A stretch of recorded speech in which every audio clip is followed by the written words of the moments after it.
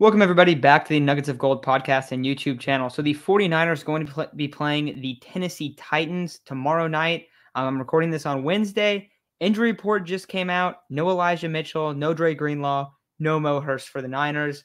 The big injury for the Tennessee Titans is going to be no Taylor Lewan. That is huge for this game. And if you guys clicked on this video, you saw the title. I'm expecting the 49ers to beat the Tennessee Titans by double-digit points. Now, last time I checked, the line was -3.5.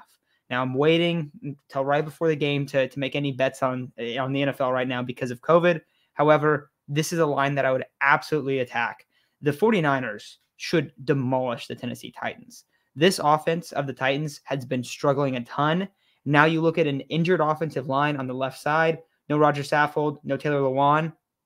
A.J. Brown, now he just came off of IR, not expecting him to play.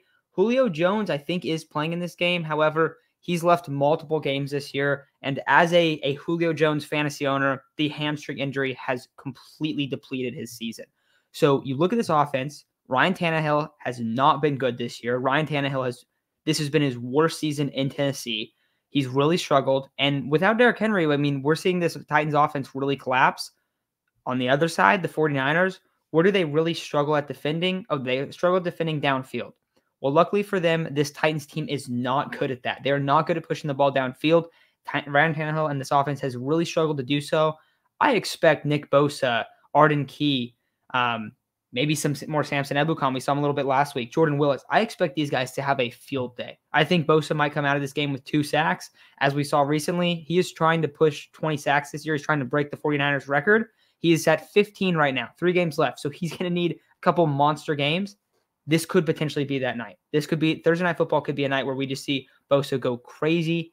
And for some reason, he's 6th in the league right now for Defensive Player of the Year and 3rd for Comeback Player of the Year, which I think is a joke. He's been a lot better than that.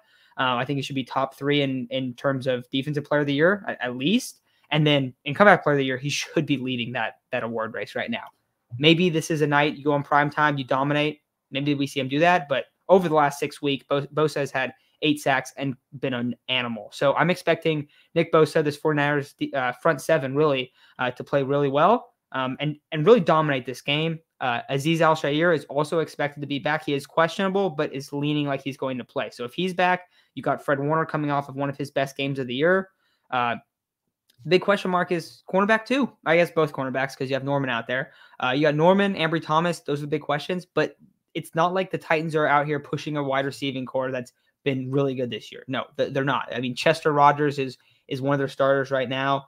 And Julio Jones is the other starter, like I said, but he's not fully healthy. It's clear he's not there. He's left last week's game early. So I'm expecting the Titans offense to struggle.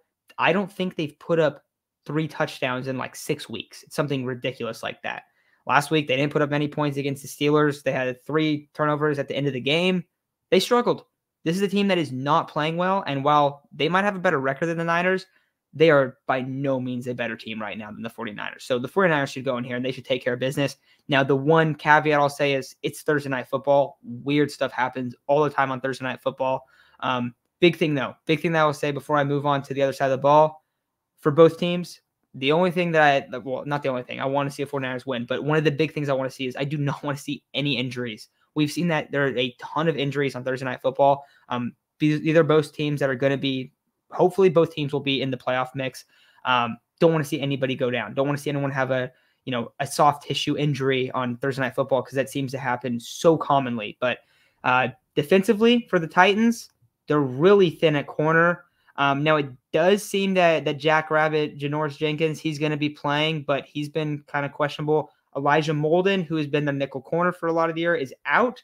And now Christian Fulton is their other corner. I think Buster Skrine is probably going to pop up and be the 3rd corner for the Titans in this game.